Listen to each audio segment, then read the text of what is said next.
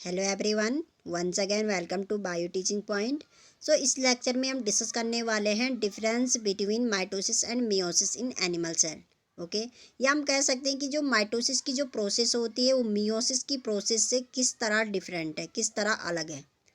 Okay, तो इस lecture को शुरू करने से पहले मैं आपको सजेस्ट करना चाहूँगी कि आप यदि सेल डिवीज़न का कोई सा भी टॉपिक यदि शुरू कर रहे हैं, चाहे आप बुक से कर रहे हैं, चाहे आप किसी के लेक्चर से शुरू कर रहे हैं, तो आप इस माइटोसिस एंड मियोसिस के बीच जो डिफरेंट है इसको ज़रूर पढ़ें, चाहे आप कहीं से भी पढ़ रहे हैं। ठीक है, क्योंकि आपको सेल डिवीजन के टॉपिक को स्टार्ट करने से पहले आपको माइटोसिस एंड मियोसिस के बारे में पूरा डीपली पता होना चाहिए कि माइटोसिस आखिर मतलब इसके जो बेसिक पॉइंट है वो आखिर है क्या, एंड मियोसिस की जो प्रोसेस है इसके बेसिक पॉइंट है क्या। ठीक है, तभी जाके आपका जो सेल डिवीजन वाला टॉपिक है उसमें आपका पढ़ने का फ्लो बना रहेगा और आपको आपको आसानी से वो टॉपिक समझ आ सकेगा। ओके, एंड आपको ज़्यादा रिपीट करने की ज़रूरत भी नहीं पड़ेगी।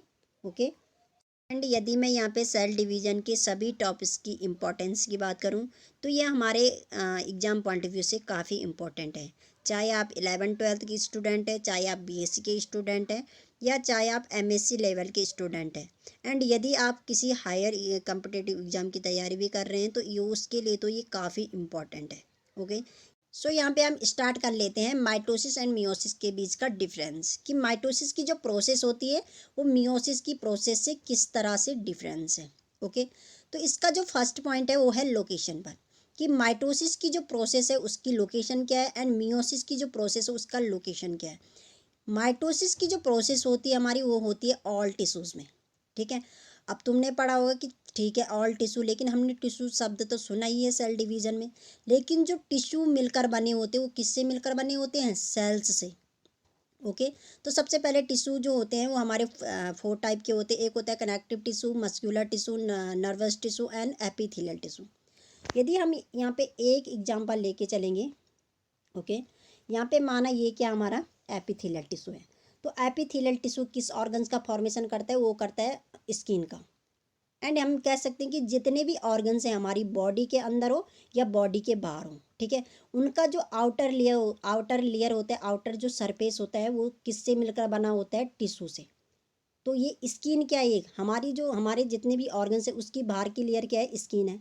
ठीक है, तो स्किन क्या है, एक ऑर्गन्स है। ओके, अंग है। तो ये अंग मतलब बहुत सारे टिश्यू मिलकर के क्या बना रहे हैं, अंग का फॉर्मेशन कर रहे हैं, ऑर्गन्स का फॉर्मेशन कर रहे हैं। तो इसी तरह जो ये हमारे बहुत सारे एपिथेलियल टिश्यू है, बहुत सारे एपिथेलियल टिश्यू मिलकर के क्या बनाते हैं, हमारा स्किन का फॉर्मेशन करते हैं। ओके, यहाँ पे समझ आ गया। अब जो ये टिश्यू है, ये जो हमारा एपिथेलियल टिश्यू, एक एपिथेलियल टिश्यू जो होता है वो किससे मिलकर बना होता है, क्योंकि सब जितने भी टिश्यू है वो सब में एक ही प्रोसेस चलेगी। तो माना बात, ये सारी एपिथेलियल टिश्यू है, ये भी एपिथेलियल, ये भी एपिथेलियल, ये भी। तो ये सारे ग्रुप ऑफ टिश्यू मिलकर के क्या बना रहे हैं, हमारा ऑर्गन्स मतलब स्किन का फॉर्मेशन कर रहे हैं, क्योंकि स्किन क्या है, एक ऑर्गन्स है, अंग है। ओके, शरीर का अंग है। ओके, लेकिन जो ये टिश्यू है, एक जो ये टिश्यू है ये किससे मिलकर बना हुआ है, तो ये बना हुआ है हमारा किससे मिलकर बना हुआ है, सेल्स से। बहुत सारी सेल्स जब इकट्ठी होती है, बहुत सारी सेल्स जब मिलती है आपस में, तब जाके क्या बनाती है, टिश्यू का फॉर्मेशन करती है। ओके, तो इन्होंने क्या कर दिया, यहाँ पे टिश्यू का फॉर्मेशन कर दिया। ओके, तो इनमें जो डिवीजन होगा वो होगा माइटोसिस के द्वारा। कौन सी प्रोसेस के द्वारा, माइटोसिस के द्वारा क्या होगा, इसमें डिवीजन होगा। उसी तरह से यदि हमारे बहुत सारे और जो अदर सेल है, यहाँ पे एक पॉइंट है कि डिफरेंट डिफरेंट टाइप की जो सेल्स होती है वो डिफरेंट डिफरेंट टाइप के टिश्यू का फॉर्मेशन करती है। ओके, जैसे कि यहाँ पे हमारी कोई सेल्स है, ग्रुप ऑफ सेल्स है। ओके, बहुत सारी सेल्स है, तो ये सेल्स क्या बना रही है, हमारी एपिथेलियल टिश्यू बना रही है। ये हमारी क्या कर रही है, एपिथेलियल टिश्यू का फॉर्मेशन कर रही है। ठीक है, एपिथेलियल टिश्यू, तो ये कौन सी सेल होगी, इसका नाम क्या होगा, एपिथेलियल सेल्स होगी। ओके, इसी तरह से और सेल्स जो होगी, बहुत सारी जो सेल्स होगी, ये ग्रुप ऑफ सेल्स और डिफरेंट टाइप की जो सेल्स होगी, ये माना ये क्या कौन सी सेल है, ये नर्व सेल है। तो ये नर्व सेल क्या करेगी, नर्वस टिश्यू का फॉर्मेशन करे, नर्वस टिश्यू का फॉर्मेशन करेगी। यहाँ पे एक नर्वस टिश्यू का फॉर्मेशन करेगी। ओके, ये क्या होगा, नर्वस टिश्यू। इसी तरह से बहुत सारी जो सेल्स होती है, जैसे कोई मस्क्यूलर सेल्स है, तो मस्क्यूलर सेल्स क्या करेगी, बहुत सारी मस्क्यूलर सेल्स मिलकर के मस्क्यूलर टिश्यू का फॉर्मेशन करेगी। ओके। इसी तरह से जैसे माने यहाँ पे क्या, ये क्या है हमारा एपिथेलियल टिश्यू है, ये हमारा क्या है एपिथेलियल टिश्यू, ये कोई एपिथेलियल टिश्यू है। तो इसी तरह से और टिश्यू भी बनेंगे, एपिथेलियल के और टिश्यू भी बनेंगे, एंड यही एपिथेलियल के ग्रुप ऑफ टिश्यू मिलकर के क्या बनाते हैं, ऑर्गन्स का फॉर्मेशन करेंगे। जैसे कि इसने क्या कर दे, स्किन का। एंड यहाँ पे यदि ये नर्व सेल्स है तो ये क्या है, नर्वस टिश्यू का फॉर्मेशन कर रहे हैं। एंड नर्वस जो टिश्यू होंगे, ये बहुत सारे नर्वस टिश्यू मिलकर के क्या बनाएंगे, नर्वस में जो ऑर्गन्स होते हैं उनका फॉर्मेशन करते हैं। इसी तरह से हमारे जो कनेक्टिव सेल्स होगी, बहुत सारी कनेक्टिव सेल्स क्या बनाएगी, कनेक्टिव टिश्यू का फॉर्मेशन करेगी यहाँ पे। ओके। तो इसी तरह से हमारे क्या बनते हैं, बहुत सारे सेल्स मिलकर के टिश्यू का फॉर्मेशन करेंगे, और बहुत सारे टिश्यू मिलकर के क्या बनाएंगे, ऑर्गन्स का फॉर्मेशन करेंगे। एंड बहुत सारे ऑर्गन्स जब मिलेंगे, ऑर्गन सिस्टम का फॉर्मेशन करेंगे, एंड बहुत सारे ऑर्गन सिस्टम जब मिलेंगे तब जाके एक लिविंग बॉडी बनेगी। एक सजीव की जो बॉडी होती है, एक एनिमल्स की जो बॉडी होती है वो तैयार होती है। ठीक है। तो बेसिक यूनिट क्या है, मतलब स्टार्ट कहाँ से हो रही है, स्टार्ट बॉडी का जो फॉर्मेशन हो रहा है स्टार्ट कहाँ से हो रहा है, वो हो रहा है हमारी सेल्स से। तो इसीलिए हम सेल्स को क्या कहते हैं, basic unit of body. Okay. तो इन्हीं सेल्स में क्या होगी, हमारी माइटोसिस की प्रोसेस होगी। तो इस पॉइंट का मतलब यही है कि ऑल टिश्यू में क्या होगी, हमारी माइटोसिस की प्रोसेस होगी। दूसरा जो मियोसिस की जो लोकेशन होती है वो होती है टेस्टिस एंड ओवरी में। मतलब टेस्टिस में जो हमारी जो सेल्स होगी कौन सी, स्पर्मेटोगोनियम, उसमें क्या चलेगी, मियोसिस की प्रोसेस चलेगी। एंड जो यदि फीमेल की बॉडी में जो ओवरी वाला पार्ट होता है उसके अंदर कौन सी सेल होगी, ओगोनियम, इसके अंदर क्या होगी, ओगोनियम होगी। एंड इसमें क्या होगी, हमारी मियोसिस की प्रोसेस चलेगी। एंड इन दोनों ही सेल्स को हम क्या बोलते हैं, रिप्रोडक्टिव सेल्स कहेंगे। ओके। सो यहाँ पे आपको ये टॉपिक समझ आ गया होगा। दूसरा जो पॉइंट है हमारा वो है प्रोडक्ट्स वन। मतलब माइटोसिस में यदि माइटोसिस प्रोसेस के द्वारा यदि कोई सेल डिवाइड कर रही है तो उसकी प्लॉइडी क्या होगी, मतलब उसमें जो डॉटर सेल बनेगी वो किस स्टेज में होगी, डिप्लॉइड में होगी या हैप्लॉइड में होगी। एंड मियोसिस प्रोसेस के द्वारा यदि कोई सेल डिवाइड हो रही है तो उसकी प्लॉइडी क्या होगी, वो हैप्लॉइड में होगी या डिप्लॉइड में होगी। ये सब हम इसमें देखेंगे। मतलब इसमें प्रोडक्ट्स बनने वाला क्या है, जो प्रोडक्ट्स आए वो किस स्टेज में आएगा। तो यहाँ पे यदि माइटोसिस की बात करें, यदि कोई सेल है, ये क्या हमारी पेरेंट सेल, तो ये क्या है, डिप्लॉइड है। ठीक है। क्योंकि जितनी भी हमारी बॉडी में जितनी भी सेल्स पाई जाती हैं बॉडी के अंदर, वो सारी क्या होती है, डिप्लॉइड होती हैं। एंड स्पर्म एंड ओवम को छोड़कर। ठीक है। स्पर्म एंड ओवम में कोई डिवीजन नहीं होगा, उसमें क्या होता है, लास्ट में फ्यूजन हो जाता है एंड फर्टिलाइजेशन की प्रोसेस चलती है। ठीक है। एंड यदि जो स्पर्म एंड ओवम बनते हैं वो किससे मिलकर बने होते हैं, स्पर्मेटोगोनियम एंड ओगोनियम से। ये दोनों ही सेल क्या बनती, इन दोनों ही सेल में क्या होते हैं, मियोसिस की प्रोसेस होती है। एंड ये क्या बना लेते हैं, स्पर्म एंड ओवम का फॉर्मेशन कर लेते हैं। लेकिन जो स्पर्म एंड ओवम है ये क्या है, हैप्लॉइड होती हैं। एंड जो इसको बनाने वाली जो सेल्स होती है, स्पर्मेटोगोनियम एंड ओगोनियम, ये दोनों क्या होती है, डिप्लॉइड। तो ये मेनली ये क्या होगी, डिप्लॉइड होगी, क्योंकि इसमें क्या हो रहा है, माइटोसिस की प्रोसेस हो रही है। ठीक है। तो माइटोसिस की प्रोसेस यदि होगी तो इसमें क्या, दो प्रोडक्ट्स बनेंगे, दो डॉटर सेल का फॉर्मेशन होगा। ओके। एंड ये जो डॉटर सेल का फॉर्मेशन जो होगा इसमें क्रोमोजोम नंबर क्या हो जाएंगे, सेम चले जाएंगे। तो 2n इसमें है, पेरेंट सेल में क्रोमोजोम नंबर कितने, इसकी प्लोइडी क्या है, डिप्लॉइड है। 2n को बोलते हैं हम डिप्लॉइड सेल। ओके। लेकिन इससे जो डॉटर सेल का फॉर्मेशन हो रहा है, टू डॉटर सेल का जो फॉर्मेशन हो रहा, ये भी क्या हो जाएगी, डिप्लॉइड होगी, ये भी 2n होगी। एंड ये भी क्या होगी, 2n। ओके। तो इसकी जो डॉटर सेल बन रही है ये कैसी हो रही है, डिप्लॉइड। तो इसीलिए हम क्या कहेंगे, माइटोसिस की जो माइटोसिस में जो प्रोडक्ट्स बनते हैं वो कैसा बनता है, डिप्लॉइड वाली सेल्स बनती है हमारे पास। जो डॉटर सेल बनती है वो कैसी बनती है, डिप्लॉइड। ओके। तो यहाँ पे इसकी प्लॉइडी कैसी होगी, डिप्लॉइड होगी। मतलब यहाँ पे क्योंकि माइटोसिस की प्रोसेस चल रही है, यहाँ पे सेम क्रोमोजोम क्यों जा रहे हैं, क्योंकि माइटोसिस की प्रोसेस में क्या होता है कि सेम क्रोमोजोम नंबर क्या हो जाते हैं, ट्रांसफर हो जाता है पेरेंट टू डॉटर में। ओके। तो यहाँ पे ये कहने के मतलब ये है। ओके। यदि हम मियोसिस की बात करें, ये कोई हमारी स्पर्मेटो, क्योंकि दो ही सेल में होती है मियोसिस की प्रोसेस, स्पर्मेटोगोनियम एंड ओगोनियम, या हम कह सकते हैं रिप्रोडक्टिव सेल्स। ठीक है। ये दोनों ही सेल्स है जो रिप्रोडक्टिव सेल्स कहलाती हैं, स्पर्मेटोगोनियम एंड ओगोनियम। ओके। यदि ये क्या है, कोई रिप्रोडक्टिव सेल्स है, ये भी क्या होगी, 2n होगी। ओके। क्योंकि ये कोई स्पर्म एंड ओवम नहीं है। ओके। ये क्या हमारी स्पर्मेटोगोनियम हो सकती है, ओगोनियम हो सकती है। एंड इससे जो 4 सेल का फॉर्मेशन हुआ, क्योंकि मियोसिस के दौरान 4 सेल का फॉर्मेशन हो जाता है। ठीक है। ये भी एक डिफरेंस है इनके बीच कि माइटोसिस में क्या होता है, पेरेंट सेल से जो डॉटर सेल बनती है वो 2 सेल में डिवाइड होती है। एंड यदि मियोसिस के द्वारा कोई सेल डिवाइड हो रही तो वो क्या करती है, 4 डॉटर सेल का फॉर्मेशन करती है। तो मियोसिस में क्या हो रही है, 4 डॉटर सेल का फॉर्मेशन हो रहा है, 1 2 3 4। लेकिन इनकी जो प्लोइडी होगी वो क्या होगी, हैप्लोइड, ये एन हो जाता है, ये एन एन। क्योंकि मियोसिस में क्या होता है कि मियोसिस में जो क्रोमोजोम नंबर होते हैं वो हाफ चले जाते हैं डॉटर सेल में। ये हमारी क्या है, पेरेंट सेल है, ये 4 क्या है, डॉटर सेल बन रही, ठीक है।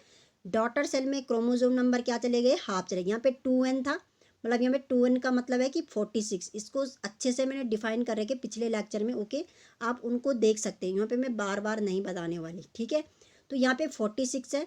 एंड जो ये डॉटर सेल बनेगी इसमें इसके अंदर कितने क्रोमोजोम नंबर होंगे, 23 23 23 23। तो इसमें जो डॉटर सेल बन रही है इसमें हाफ नंबर ऑफ क्रोमोसोम जाएंगे, ठीक है। तो एन क्या होता है, इसको बोलते हैं हम हैप्लोइड, ओके, हैप्लोइड। यदि ये स्पर्मेटोगोनियम सेल्स होगी तो स्पर्म गैमीट का फॉर्मेशन करेगी, यदि ये उगोनियम होगी तो ये ओवम का फॉर्मेशन करेगी, ओवम गैमीट का फॉर्मेशन करेगी, ओके। तो यहाँ पे इसीलिए कह रखा है कि माइटोसिस में जो प्लोइडी होती है वो डिप्लोइड होती है, मतलब जो प्रोडक्ट्स बनता है वो डिप्लोइड स्टेज में बनते हैं। जो डॉटर सेल बन रही है वो डिप्लोइड होती है। जो मियोसिस में जो प्रोसेस चल रही है उससे जो डॉटर सेल का फॉर्मेशन होता है उसमें क्या होता है, वो कैसी होती है, हैप्लोइड, हैप्लोइड गैमीट बनते हैं। तो गैमीट का फॉर्मेशन तो होता है क्योंकि मियोसिस की प्रोसेस 2 सेल में होती है, एक स्पर्मेटोगोनियम सेल और एक उगोनियम सेल। ये दोनों कैसी है, रिप्रोडक्टिव सेल्स है। एंड ये जो दोनों होती है वो डिप्लोइड स्टेज में होती है। लेकिन जो ये डॉटर सेल का फॉर्मेशन करेगी वो हैप्लोइड स्टेज में होगी।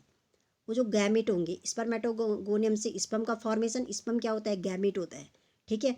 एंड जो उगोनियम से बना, उगोनियम से जो सेल बनी डॉटर सेल का फॉर्मेशन हो वो क्या होगा, ओवम, ठीक है। ये भी क्या होता है, गैमेट की स्टेज में होता है, ठीक है। लेकिन जो स्पर्म एंड ओवम बना, ये माना ये क्या है, स्पर्मेटोगोनियम, इससे क्या हो गया, 4 स्पर्म का फॉर्मेशन हुआ, ठीक है, 4 sperm.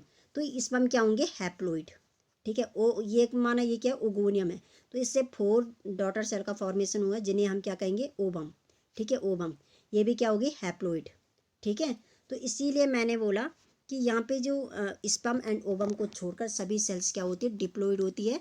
And sperm and ovum क्या होती है, हैप्लोइड होती है, ओके। तीसरा जो पॉइंट है वो है डीएनए रेप्लिकेशन। तो डीएनए का रेप्लिकेशन, सबसे पहले ये समझ लें कि डीएनए का रेप्लिकेशन किस फेज में होता है। तो डीएनए का रेप्लिकेशन होता है हमारे एस फेज, ठीक है। सेल डिवीजन की प्रोसेस यदि देखें, माना ये कोई सेल है तो ये क्या करेगी, पहले प्रिपेयर होगी, पहले ये इंटरफेज में जाएगी, इंटरफेज में जाएगी, इंटरफेज में जाएगी। एंड फिर जाके किस में जाएगी, एम फेज में, ठीक है, एम फेज में। इंटरफेज में क्या होता है, इंटरफेज को हम प्रिपरेशन फेज भी कहते हैं, एम फेज को हम क्या कहते हैं, एक्चुअल फेज भी कहते हैं।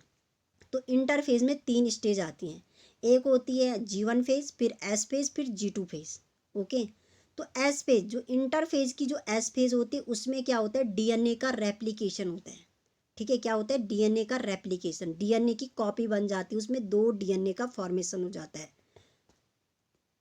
दो डीएनए का फॉर्मेशन हो जाता है, किसमें, इंटरफेज के एस पेज में। यदि हम इसमें संक्षिप्त रूप से देखें तो एस पेज में, ये सॉरी, इंटरफेज में क्या होता है, इंटरफेज की जितनी भी 3 स्टेज होती है उसमें क्या होती है, सेल तैयार करती है खुद को, ओके।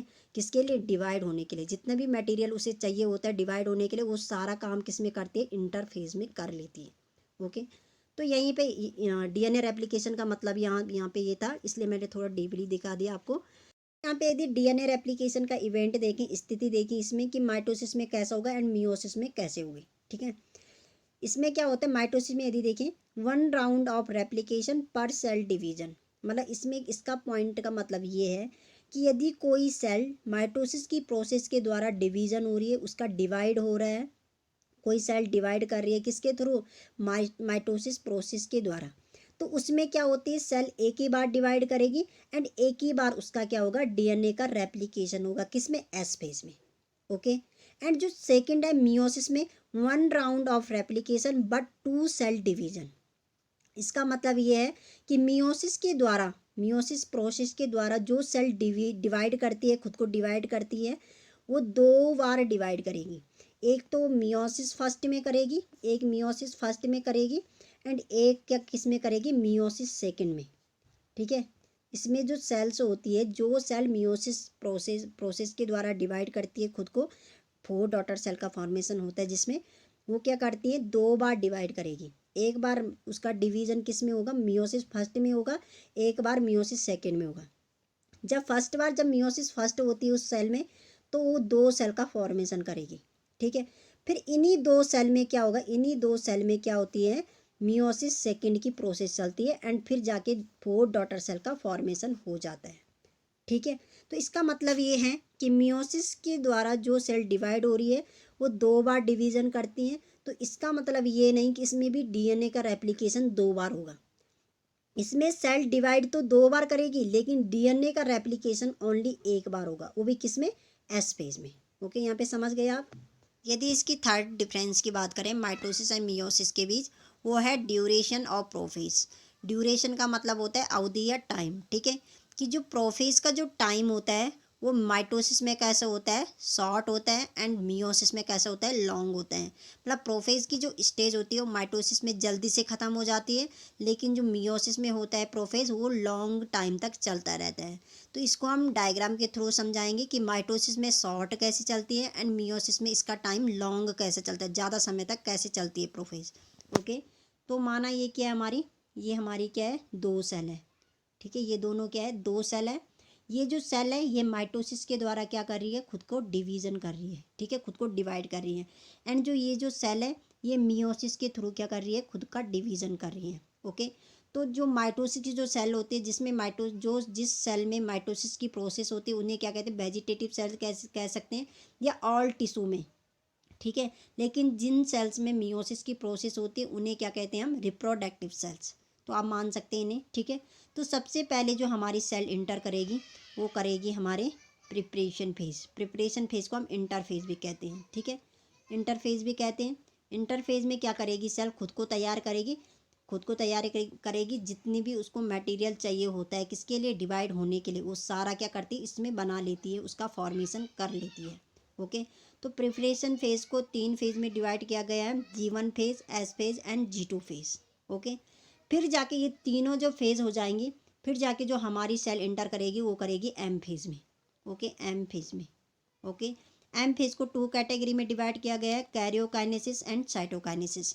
तो कैरियोकाइनेसिस के सबसे पहले जो सेल होगी वो प्रिपेयर हो करके फिर जाके हमारी एम फेज में इंटर करेगी। एम फेज के किस कैटेगरी में, कैरियोकाइनेसिस वाले में, क्योंकि कैरियोकाइनेसिस में क्या होता है, न्यूक्लियस का डिवीजन। और कैरियोकाइनेसिस को 4 स्टेज में डिवाइड किया गया है, 4 फेज में डिवाइड किया गया है। एक होता है प्रोफेज, फिर मेटाफेज, फिर एनाफेज, फिर telophase. Okay, prophase, metaphase, anaphase and telophase. तो हम जो यहाँ पे बात कर रहे हैं वो कर रहे हैं प्रोफेज की। ठीक है, तो प्रोफेज यहाँ पे सीधे डायरेक्ट सेल क्या करती है, कैरियोकाइनेसिस के प्रोफेज में इंटर करेगी, प्रोफेज में जो भी फंक्शन होंगे फिर जाके वो मेटाफेज में। लेकिन यहाँ पे क्या होता है, मियोसिस में क्या होते हैं, मियोसिस में क्या होता है, सबसे पहले सेल क्या करेगी, प्रिपेयर होगी। ठीक है, G1 phase, S phase, G2 phase, ये सारी प्रोसेस करेगी, फिर जाके इंटर होगी किसमें, एम फेज में। एम फेज में जैसे ही इंटर की फिर जाके इसी तरह से 2 कैटेगरी में डिवाइड होगी, कैरियोकाइनेसिस एंड साइटोकाइनेसिस। ओके, इसी तरह से इन 2 कैटेगरी में डिवाइड होगी, कैरियोकाइनेसिस एंड साइटोकाइनेसिस। ठीक है, अब जो ये कैरियोकाइनेसिस होती है इसको भी फिर से जैसे हमने माइटोसिस में डिवाइड किया 4 स्टेज में, 4 फेजेज में, उसी तरह से मियोसिस में भी इसको 4 स्टेज या 4 फेज में डिवाइड करते हैं। एक होता है prophase, metaphase, anaphase and telophase.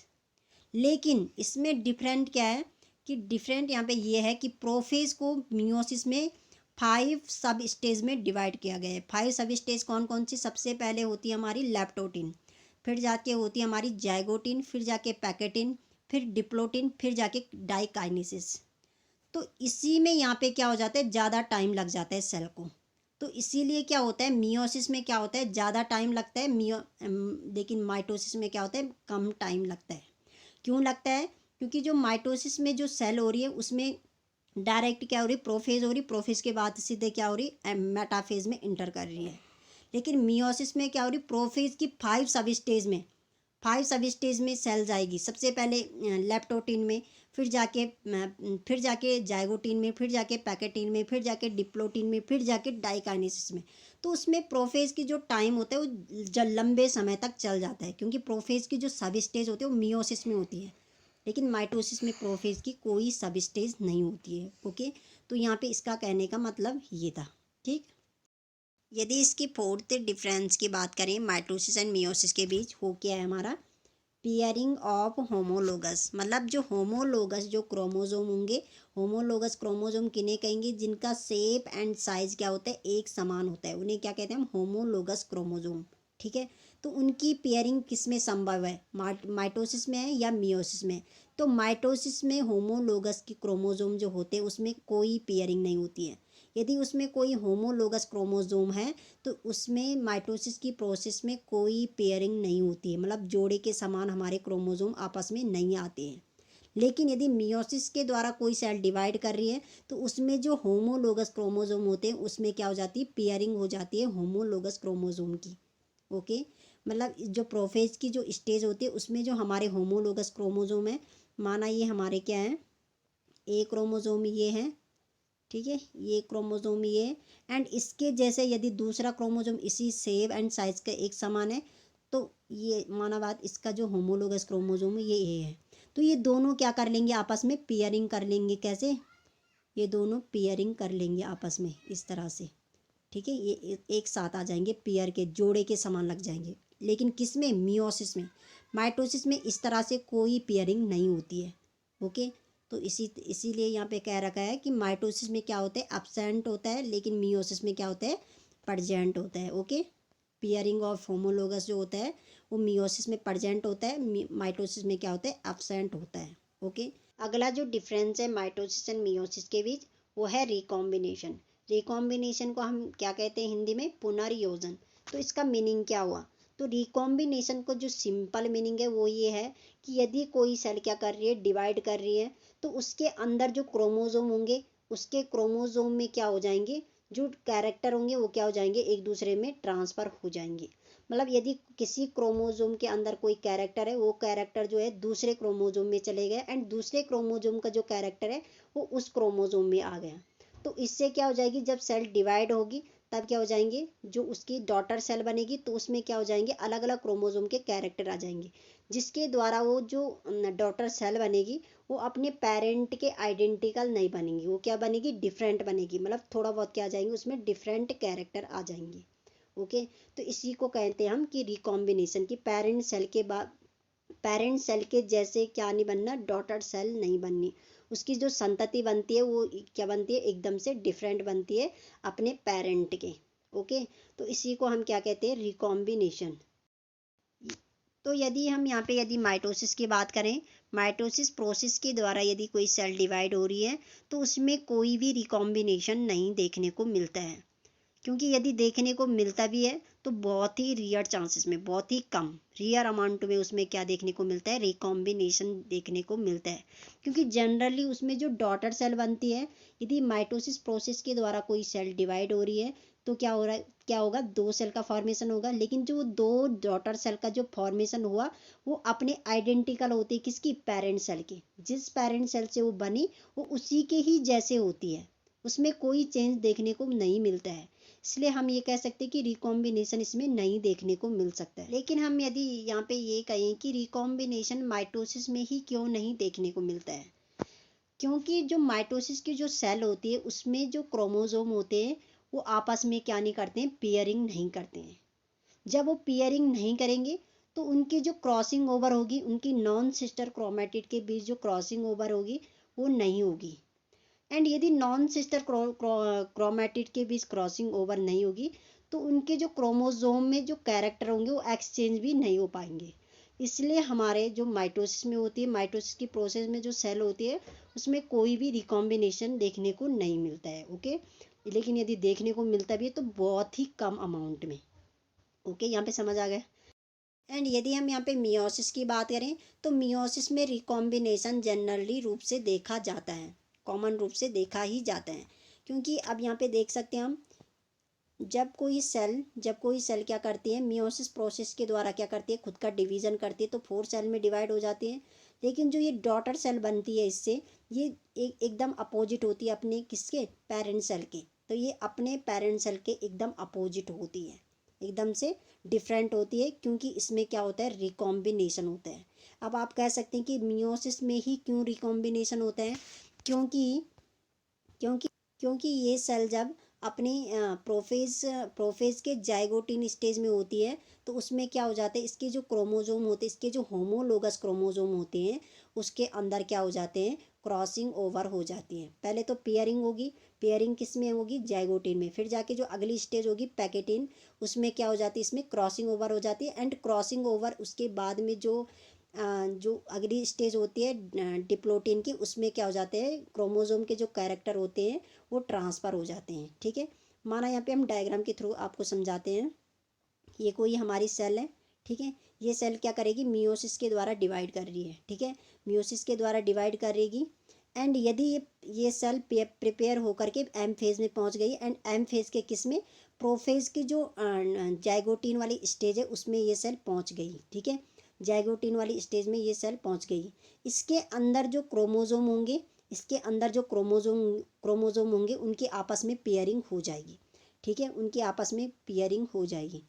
Okay, ये आपस में इस तरह से लग जाएंगे, इनकी आपस में पेयरिंग हो गई, ठीक है। पेयरिंग होने के बाद ये क्या करते हैं, अगली जो स्टेज होती है पैकेटिन, उसमें क्या हो जाता है, क्रॉसिंग ओवर हो जाते हैं। सो यहाँ पे आप डायग्राम के थ्रू भी देख सकते हैं कि ये कोई क्या है, सेल है, ठीक है। इसमें क्या हो रहा है, मियोसिस की डिवीजन चल रही है, ये प्रिपेयर हो चुकी है, एंड ये प्रोफेज के जाइगोटिन स्टेज में पहुंच चुकी है। अब जाइगोटिन स्टेज में क्या होगी, दोनों होमोलोगस क्रोमोजोम के बीच क्या होगा, क्रोमोजोम होंगे। ये ओनली एक जोड़ा है क्रोमोजोम का, ये ओनली एक जोड़ा है। इसी तरह 23 जोड़े होंगे एक सेल के अंदर, ठीक है। तो यहाँ पे एक जोड़े की बात कर रही हूँ मैं, एक ही जोड़े को यहाँ पे समझाऊंगी, ओके। तो इसमें क्या होगी, जाइगोटिन में क्या हो गई, यहाँ पे पेयरिंग हो गई। एंड जब ये सेल किस में पहुंची, प्रोफेज के पैकेटिन स्टेज में, तो पैकेटिन स्टेज में क्या होगी, इन जो ये दोनों क्या हो जाते हैं, ये दोनों क्या होते हैं हमारे नॉन सिस्टर क्रोमेटिड। तो इन दोनों नॉन सिस्टर क्रोमेटिड के बीच क्या होगी, क्रॉसिंग ओवर हो जाएगी। तो यहाँ पे ये दोनों नॉन सिस्टर क्रोमेटिड क्या करेगी, क्रॉसिंग ओवर। तो आप देख सकते हैं यहाँ पे क्रॉसिंग ओवर हो रही है, नॉन सिस्टर क्रोमेटिन के बीच यहाँ पे क्रॉसिंग ओवर हो रही है, क्रॉसिंग मतलब क्रॉस कर रही है दोनों जो नॉन सिस्टर क्रोमेटिड है, ठीक है। तो नॉन सिस्टर क्रोमेटिड क्या कर रही है, यहाँ पे क्रॉसिंग ओवर कर रही है। अब क्रॉसिंग ओवर के बाद जब ये डिप्लोटिन स्टेज में होती है, तो ये दोनों क्या हो जाती है, अलग हो जाती हैं। एंड इसके जो कैरेक्टर है ये इसमें चले जाते हैं, एंड इसके जो कैरेक्टर है वो इसमें चले जाते हैं। तो यहाँ पे देख सकते हैं, ये पहले रेड था, तो यहाँ पे ये क्या है, रेड बन रखे, लेकिन इसमें जो कैरेक्टर आ रखे वो इसके आ रखे, पिंक वाले क्रोमोजोम के आ रखे। एंड पिंक वाला जो क्रोमोजोम था वो सारा वही है, लेकिन जो नॉन सिस्टर जिसमें क्या हुई, क्रॉसिंग ओवर हुई जिस क्रोमेटिड में, उसमें क्या आ चुका है, रेड वाले क्रोमोजोम का कैरेक्टर आ चुका है यहाँ पे, ठीक है। तो इस तरह से हमारे कैरेक्टर क्या होते हैं, क्रोमोजोम में क्या हो जाते हैं, एक्सचेंज हो जाते हैं। तो ये एक्सचेंज तभी पॉसिबल है जब इसमें क्या हो रहा है, पेयरिंग हो रही है, फिर जाके क्रॉसिंग ओवर है, क्रॉसिंग ओवर हो रहा है, फिर जाके ये क्या हो रहा है, जो क्रोमोजोम में जो कैरेक्टर है वो एक दूसरे में क्या हो रहे हैं, ट्रांसफ़र हो रहे हैं। फिर जाके जब सेल डिवाइड करेगी, ये सेल जब डिवाइड करी, तो ये वाला क्रोमोजोम अलग सेल में चले जाएगा, एंड ये वाला क्रोमोजोम अलग सेल में चले जाएगा। तो क्या हो रहा है, इसके जो कैरेक्टर इस वाले सेल में जा रहे हैं, इसके इस वाले क्रोमोजोम का कैरेक्टर इस वाली सेल में जा रहे हैं। तो इसीलिए जो डॉटर सेल का फॉर्मेशन होता है, इसीलिए जो डॉटर सेल का फॉर्मेशन होता है वो एकदम डिफरेंट होता है, किसके, अपने पेरेंट के। ओके, यहाँ पे अच्छी तरह समझ आ गया होगा कि मियोसिस में रिकॉम्बिनेशन क्यों देखने को मिलता है, क्योंकि मियोसिस में जो प्रोफेज की जो सब स्टेज होती है उसमें ये सब होता है, क्रॉसिंग ओवर होता है, ये सब बहुत सारी चीज़ें होती है, इसलिए इसमें रिकॉम्बिनेशन देखने को मिलता है। ओके, अगर इस टॉपिक को आप क्लियर करना चाहते हैं तो आप हमारे मियोसिस वाले टॉपिक को भी देख सकते हैं, सेल डिवीज़न का जो पार्ट 4 है, उसमें मैंने इसको डीपली से बता रखा है। ओके, एंड अगला जो लास्ट जो डिफरेंस है माइटोसिस एंड मियोसिस के बीच, वो है रिलेशनशिप बिटवीन डॉटर सेल। मतलब जो इसमें जो डॉटर सेल बन रही है उसका आपस में क्या रिलेशनशिप है, मतलब जो parent cell and daughter cell. यदि माइटोसिस में देखें तो उसमें क्या जो डॉटर सेल बनती है वो वो जेनेटिकली क्या होती है, अपने पेरेंट के ही जैसे होती है, अपने पेरेंट के ही समान होती है। ठीक है, उसके जो कैरेक्टर होते हैं वो अपने पेरेंट के ही, अपने पेरेंट से ही आते हैं। ठीक है। एंड यदि यहाँ पे देख सकते हैं, यदि कोई सेल है, ये माइटोसिस के थ्रू क्या हो रही है, डिवाइड हो रही है। इसमें क्या होगा, 2 सेल का फॉर्मेशन होगा। लेकिन इसमें जो 2 डॉटर सेल का फॉर्मेशन हुआ, ये सेम क्या होगी, इसमें जो डॉटर सेल होगी ये सेम किसकी तरह होगी, अपने पेरेंट सेल की तरह। ठीक है। पेरेंट सेल क्या होती है, डिप्लॉइड होगी। एंड इसमें जो क्रोमोसोम नंबर चले जाएंगे उसमें भी वो भी क्या होंगे, डिप्लॉइड। मतलब इसमें जो क्रोमोसोम वो सेम चले जाते हैं, ये भी 2n होगी, ये भी 2n होगी। हमें ये याद ये रखना है कि माइटोसिस में जो डॉटर सेल बनती हैं वो सेम अपने पेरेंट के जैसे बनती है। ठीक है। लेकिन जो मियोसिस में यदि डॉटर सेल को देखें, यदि मियोसिस में कोई सेल डिवाइड कर रही है तो उसमें जो 4 डॉटर सेल का फॉर्मेशन, यदि कोई ये सेल है, ठीक है, यदि कोई ये सेल है, यदि ये मियोसिस के थ्रू क्या कर रही है, डिवाइड कर रही है, तो 4 डॉटर सेल का फॉर्मेशन करेगी। लेकिन ये जो डॉटर सेल बनती है जेनेटिकली क्या होती है, एकदम से डिफरेंट होती है अपने पेरेंट सेल के। मतलब इसमें क्रोमोसोम नंबर क्या होते हैं, 2n होते हैं। मतलब डिप्लॉइड होती है सेल, लेकिन जो इसकी डॉटर सेल बनेगी वो क्या होगी, हैप्लॉइड होगी। ये क्या होगी, हैप्लॉइड। मतलब इसमें जो क्रोमोसोम नंबर हो जाएंगे वो हाफ हो जाएंगे, 23 ठीक है। सब में कितने क्रोमोसोम हो जाएंगे, 23। लेकिन जिससे वो बनी, जिस पेरेंट सेल से वो बनी, वो कैसी है, डिप्लॉइड है या 46 क्रोमोसोम की है। ठीक है। तो हम इस पॉइंट का मतलब ये है कि माइटोसिस में जो डॉटर सेल बनती है वो सेम अपनी पेरेंट के जैसे होती है, जेनेटिकली उसी के जैसे होती है, आइडेंटिकली उसी के जैसे होती है। लेकिन जो मियोसिस के थ्रू जो डॉटर सेल बनती है वो सेम अपने पेरेंट के जैसे नहीं होती, एकदम से डिफरेंट होती है, अपोजिट होती है। ओके। तो ये सारा क्या था, हमारे माइटोसिस और मियोसिस के बीच डिफरेंस था। आई होप आपको ये लेक्चर समझ आया होगा कि माइटोसिस एंड मियोसिस के बीच में क्या डिफरेंस है, ये एक दूसरे से किस तरह अलग है। एंड यदि आपको कोई भी डाउट्स होते हैं तो आप कमेंट सेक्शन में लिख सकते हैं, ताकि हम आपके जो डाउट्स हैं उसे क्लियर कर सकें। And thank you, watch for video.